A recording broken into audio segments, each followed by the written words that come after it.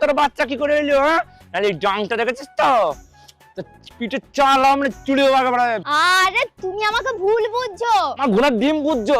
আমার বন্ধু বান্ধব সবাই বলছে তুই 3 মাসে বিয়ে করে তো 3 মাসে বাচ্চা কি করে হইলো? হ্যাঁ, তোর বইয়ের অন্য কোথাও লাইন আছে নিশ্চয়ই, নাহলে 3 মাসে বাচ্চা হয় না, বাচ্চা হয় 9 মাসে। তুই তাড়াতাড়ি বল কিন্তু বল দিচ্ছি, নাহলে এই ডাংটা দেখেছিস তো একবারে তোর পিঠের চামড়া তুলে কিন্তু বলতেছি বলিতে 3 মাসে বাচ্চা কি করে হইলো আমাকে। আচ্ছা ঠিক আছে আমি বলছি, শোনো ভালো করে শোনো। হ্যাঁ বল বল বল। আমি তোমার সঙ্গে বিয়ে করেছি ক মাস হয়েছে? কেন 3 মাস? আর তুমি আমাকে বিয়ে করেছো ক মাস হয়েছে? কেন 3 মাস? আর আমাদের বাচ্চা ক মাসে হয়েছে? কেন 3 মাস? তাহলে এবার হিসাব করো ক মাস হলো। তুই আমাকে বিয়ে করেছিস 3 মাস, আমি তোকে বিয়ে করেছি 3 মাস, বাচ্চা হয়েছে 3 মাস।